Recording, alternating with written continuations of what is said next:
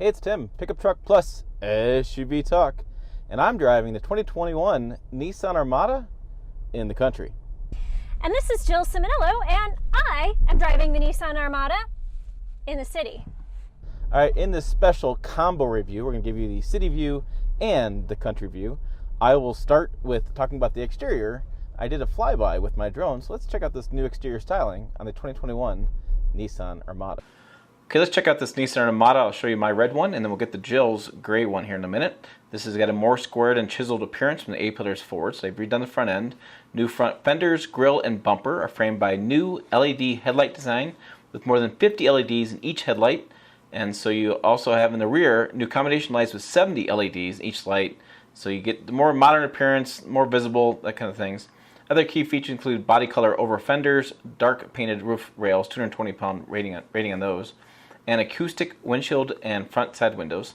Now there's a midnight edition that everything goes blacked out basically, and black badges over the place. But you have 7 exterior colors: Hermosa Blue Pearl, Mocha Almond Pearl, Gun Metallic, Super Black, Brilliant Silver Metallic, Aspen White Tricoat, and New Coilless Red Pearl.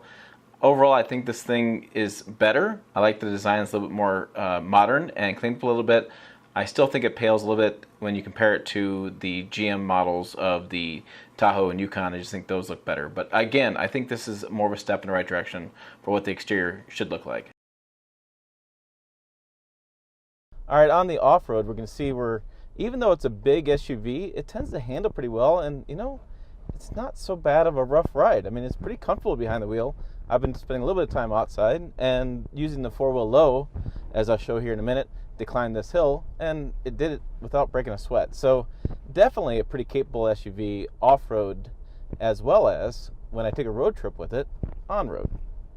One of the things I do like about it off-road is it's got the auto four-wheel drive feature. Now this, what that does is when the vehicle senses slippage, it engages the front wheels to give you a more confident driving experience, less slippage, which is typically more confident people. Some people like slippage. It's to each your own. Slipping and sliding in the winter is not always that bad. Now it is time to check out the interior of the vehicle, and I actually want to start with this right here. This is the intro graphic when you turn the vehicle on. I think that's a nice little digital representation, and I think the Nissan has done a really good job of combining the analog gauges with the digital center cluster. I think it looks really nice.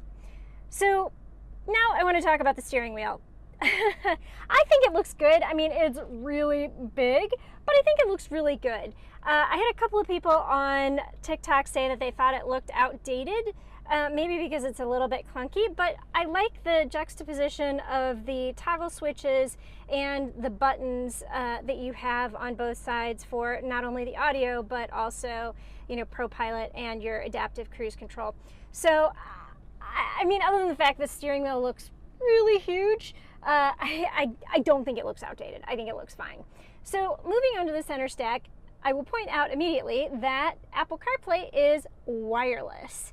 So I definitely appreciate that, and I like the fact that I can cut the cord, because here's the thing.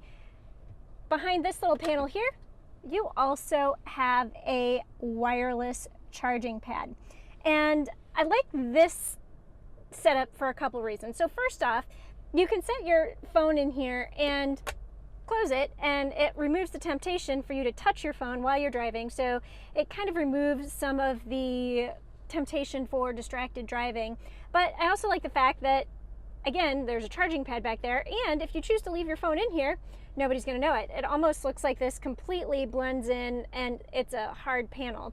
So I definitely like this little hidden area here for your phone.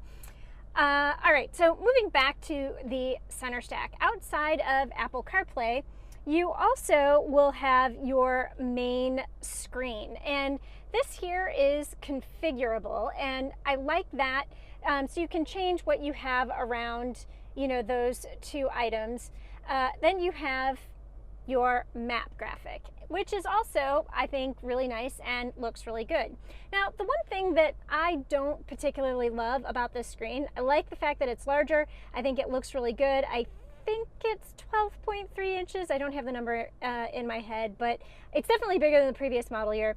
And I like that. But as far as I can tell, you have to have it as a split screen. So you can configure what's over here, and right now it's showing Apple Carplay. So if I had something playing for music on Apple Carplay, it would pop up there, and then it would be, you know, split with the map here. So it's like a 2/3, 1/3 configuration, and I don't love that. I really would love for there to be a way to have the map take up the whole screen, and I've looked, I swear I've looked, and I've pressed all the buttons and I've read instructions and I haven't figured that out. So if somebody out there knows that there's a way to get rid of the split screen, that would be lovely. Comment below, because I'm sure I'm not the only one who wants the answer to that question.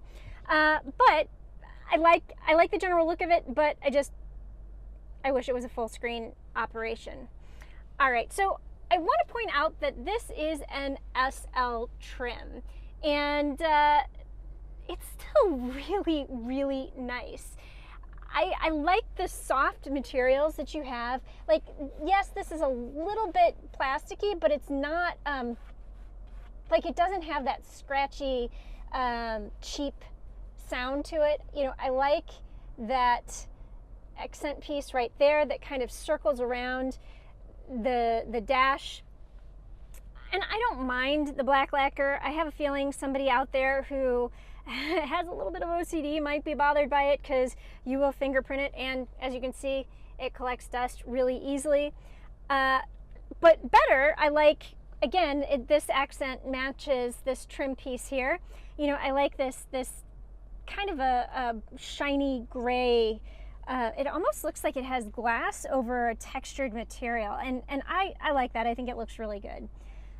So maybe a little bit more helpful for the OCD folks out there. So you've got two cup holders here. I do like the fact that you have the little plastic bits here that will hold different size bottles in. At any given time, I never have more than 2 bottles of anything in here, and if my husband's in here with me, we would have 4. And so really for me, I know Tim feels a little bit differently, 2 cup holders here, and then having a cup holder in the door is sufficient, because I would have maybe a cup of coffee and then my sport water bottle, but that's about it. I don't need any more liquid than that. So that would be sufficient for me. But I do want to point out, you know, I just love the trim pieces. Like, this is soft. I like the stitching. You know, I like this ruching that's going on here. I think it looks really good. There's padding behind here, so you have a soft material. For somebody who wants to use this as an armrest, this is not going to be an uncomfortable place to put your arm. You also will have your memory functions right here. Again, you have some more of that really cool kind of gray textured looking accent trim. And yeah, so I mean, that covers the cockpit area of the interior, and frankly, I just think it looks really good and I like it. All right, you can't talk about the interior without talking about the seating comfort. So especially because this is a 7-passenger vehicle, I want to spend some time talking about the seating positions and how comfortable this vehicle really is. Because hey, 7 people, this is going to be a people mover, and you want all of the seating positions to be fairly comfortable, because I think the intention is going to be to take a road trip in this vehicle. All right, so let's start with the driver's seat. And I want to say these seats are pretty comfortable. I didn't spend as much time, you know, I didn't drive from Omaha to, or not Omaha, but from Nebraska to Denver in this vehicle. I didn't do a 400-mile road trip, but I've been driving around the city in city traffic. Even if you go a mile, you could spend 20 or 30 minutes sitting in this driver's seat, and I found it pretty comfortable. I like the padding. It's firm without feeling like you're sitting on a cardboard box, and this is very different. Tim also mentioned it. This is very different than how it would feel in a GM version of their large-scale SUVs. This seat is actually comfortable. Now, I am on the petite side of things, so I don't have a problem with the seatbelt or the width of the seat or the bolsters. To me, everything is just comfortable. I'm especially appreciating these memory seat function, especially if you're going to have more than one driver. I think a memory seat is vitally important. And I would say that's kind of like a marriage-saving feature right there, because then you don't have to fight with your significant other about, you know, hey, you need to move it back to my seating position every time you get out of the vehicle, like I have to do when I get out of our GTI. But here it's just easy. You press a button and then all is forgiven and forgotten. So overall, really like the driving position. The A-pillar is a little bit big, so you're going to have a little bit of a blind spot there. And the side mirror is tall and also big. So, you know, especially when you are pulling up to a four-way stop and you're looking at a crosswalk, you are going to have to do a little bit of a, you know, bob and a weave to make sure that nobody is in your blind spot. But as far as comfort, I like the driver's seat. I think it's pretty good, and I feel like I have a really good driving position. So let's check out the second row. Again, this is the benefit of being short. Now, there isn't a middle seat here, so because it's configured for 7 passengers, you have captain's chairs back here. So you have to slide into this seat or this seat, and I feel like this is pretty comfortable. Actually, it feels a lot like the driver's seat. So sometimes you'll find that the second row seats have a little bit more cushion and a different kind of support. But to me, this seat feels pretty similar to the driver's seat, except for the side bolsters. This has more of a flat back, so somebody who is wider than I am would also be comfortable back here, whereas somebody who is a little bit more on the wider side might not be as comfortable in the driver's seat. And here, you know, ooh, that's really deep. You have a nice deep center, I mean, like, that's deep. So you have a nice deep center console here. You could certainly fit a tablet, maybe even a small computer back here, and just some devices. So if you're going into a rest area or a restaurant, you have that nice texturing that carries through back here with the gray with the smooth pattern over it. And I think that looks nice. You have a couple of cup holders. You also have temperature control. I think that is very important for a family vehicle, and especially for a family vehicle where you are going to be taking road trips. So in addition to having the ability to change the temperature back here, you can also adjust the fan speed. So I think that's good. And I'm going to point out that the air vents are here. A lot of times the air vents will be down here, and then you have to do some weird flippy things to get the air to come up and hit you in the face, whereas this is a much more, I think, logical location. When you're sitting in the second row, you know, you can move this up or down or sideways so that it can blow on you or your legs. Yeah, I think that's a better location than that down here. So I think that is also well done. There's also a lot of soft materials back here. So this is nice and padded and soft. This armrest over here is soft and padded and feels really good and solid. The stitching, it carries through, you know, from the back of the seat to the door area. And so overall, this just looks very well done and finished back here. This seat is pushed in the far back position, and I want to point out that I definitely have, golly, probably a solid foot of knee room. And I say this probably in every video that I do, and I'm checking out the rear seats, but I'm probably the size of your average 10-year-old. So I have plenty of leg room back here to, you know, stretch out, slouch, and do whatever I need to do. But an average size adult is also going to feel pretty comfortable back here because of the generous leg and foot room.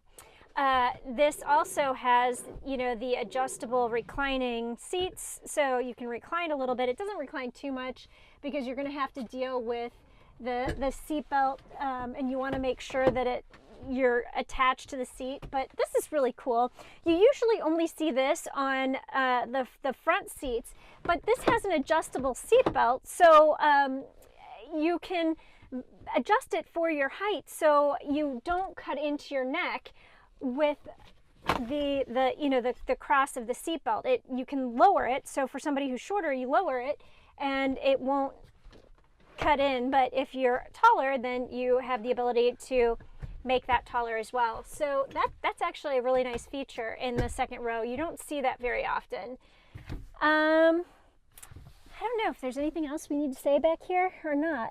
You have an actual plug back here, as well as the USB-C and a USB-A port. So if you bring a computer, you can plug it in. If you have a tablet or an iPhone or an iPad or one of those silly Android devices, you can also plug that in back here with your USB ports. All right, so here is the true test. We're going to climb back into this third row and see what that looks like. Now, this is supposed to seat 7.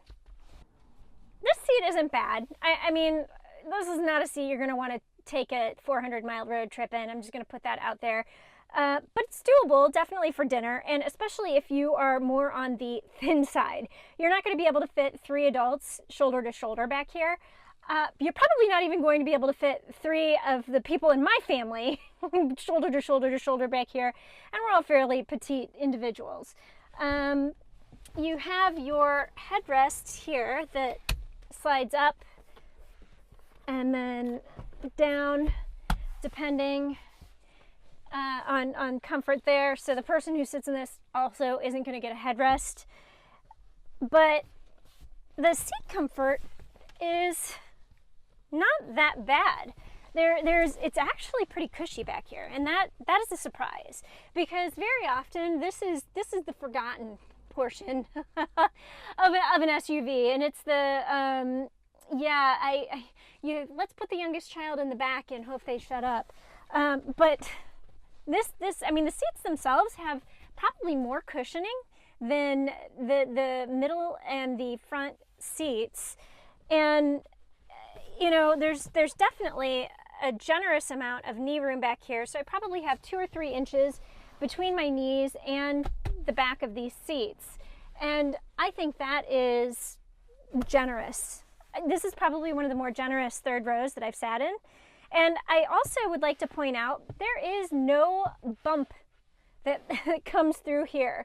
So a lot of times when you try and put somebody in this third row, you know, their feet have to go on the hump in the middle, and there isn't one of those here. So again, my knees are definitely off the seat a little bit, but it's generally going to be fairly comfortable for a shorter ride. So carpool, no problem. Road trip, you might want to rethink that. 6 people, I think, will fit comfortably in here. 7, not so much.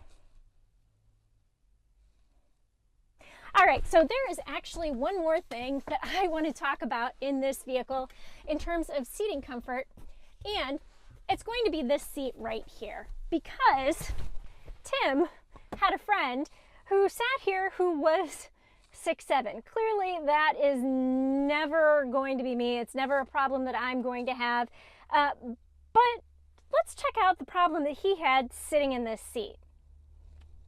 Now, one thing about these seats is if you're 6'7", like my friend here is, this is as far back as the seat goes, even though there's second row seat room behind. Yeah, knees on the dash. Again, clearly not an issue I'm going to have. I think for the average size person, the seat is going to be perfectly fine, and you're going to have plenty of leg room. All right, that is the tall and short of the seating comfort. Did you see what I did there? The tall and short of it? All right, so I'm going to send it back to Tim. Up front in the interior, as far as the driver's seat, the passenger seat, we did not have enough room. We needed some more cup holders, some more storage. You know, the center console sits down really low, which is fine, but there's not much storage in it. We're using all the door storage, and we really only had 2 or 3 bottles with us, but we just couldn't fit everything in the front area. Just not enough storage. I did average 17.4 mile per gallon on the highway, and I thought it was a pretty pleasurable ride. I mean, this is an easy to drive SUV. Look, Mom, no hands. No, just kidding. You can drive it without much driver fatigue. I will say the seats were pretty comfortable compared to the GM seats, like the Yukon, Tahoe, and Escalade. This is much better seating arrangement in here. Although I do find it odd. I have a sore now on the side of my hip where the seatbelt is hitting me just wrong after this long period of time. And I'm not sure why that's got to be that way. It just seems like it's really tight on the sides of the seatbelt, which is a really odd thing. I don't think I've ever experienced that before in a vehicle of this size. Usually you have plenty of seat bottom room, but that is kind of weird. I've never experienced that before. All right, for more weird stuff, let's go back to Jill. All right, I'm not sure if Tim just called me weird or if he meant to say that I have more weird things to talk about in the 2021 Nissan Armada. And for the sake of our relationship, I am going to assume it's the latter part of that sentence. So I'm going to flip the camera around and I'm going to show you a couple of things that I definitely find a little bit peculiar. I'm changing the word, peculiar, on this vehicle. Let's start with this little warning here because it's telling me that nobody has their seatbelt hooked in here, and it's pointing to the middle row and the third row, and hey, by the way, I'm the only person in here. I don't need that if there is nobody else in the vehicle. And by the way, I've been trying to get rid of it, and there is no way for me to make it go away until it decides to leave. That is weird. The next thing I want to point to is something that I don't particularly like on a lot of Nissan vehicles, and that is the lock. I know this falls under the category of first world problems, but here's the thing. The doors are locked, and I can't open the door unless I physically unlock it or I press the unlock button.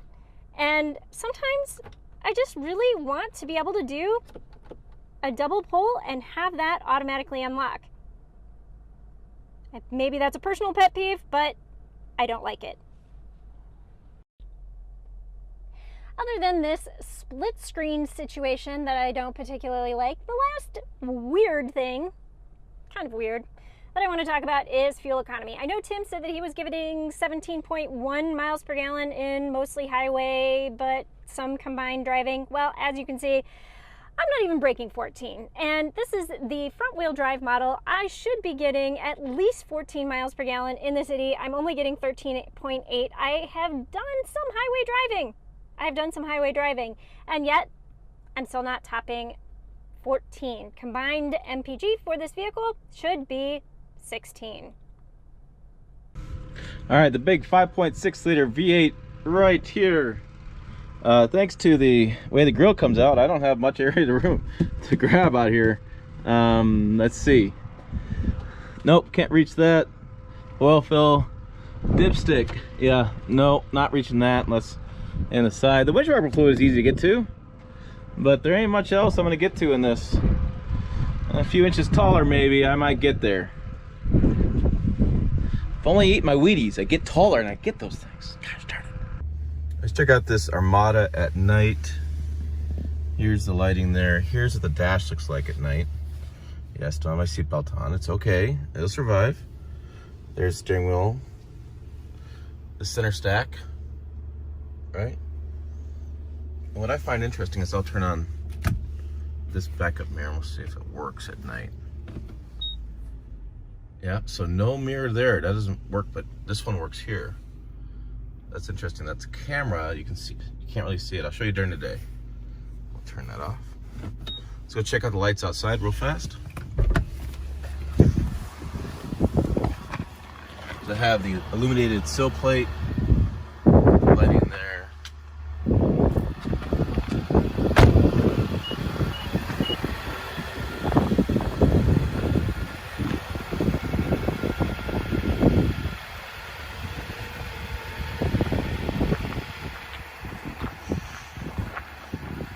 That lighting. I'll come on the back.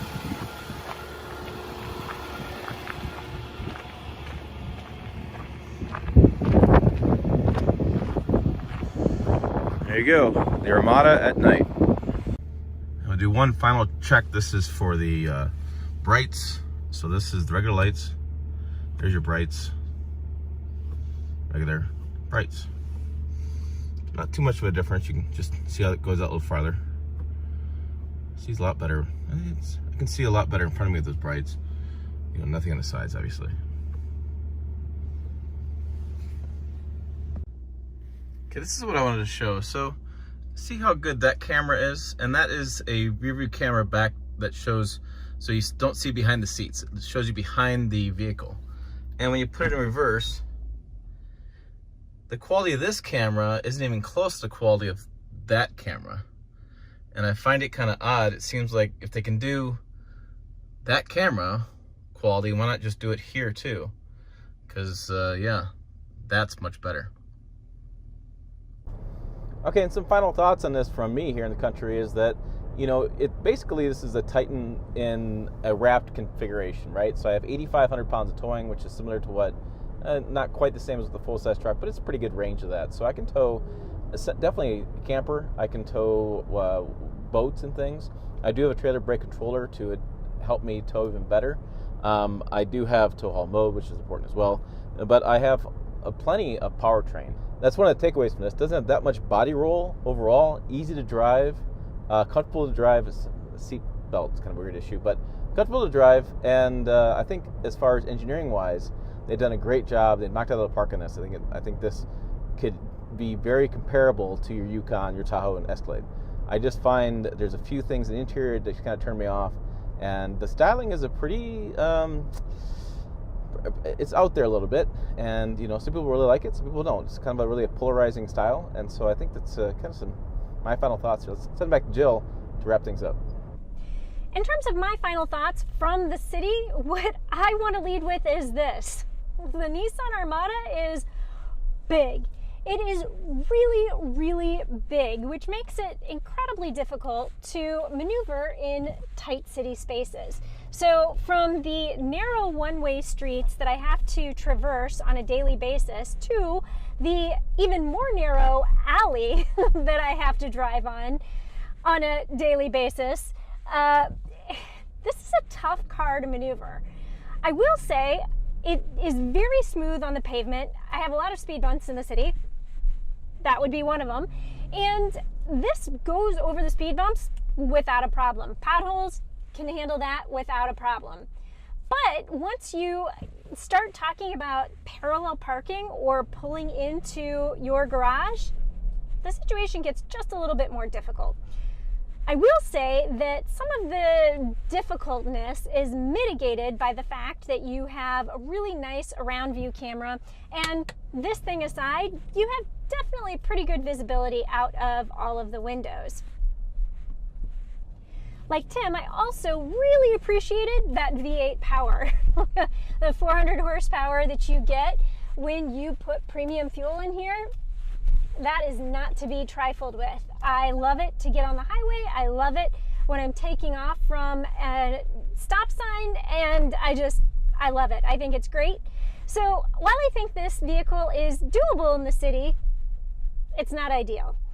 But there are systems in place that will help you make it doable if you really and truly need a 7-passenger vehicle, which I don't. There's that power again. Big fan of that.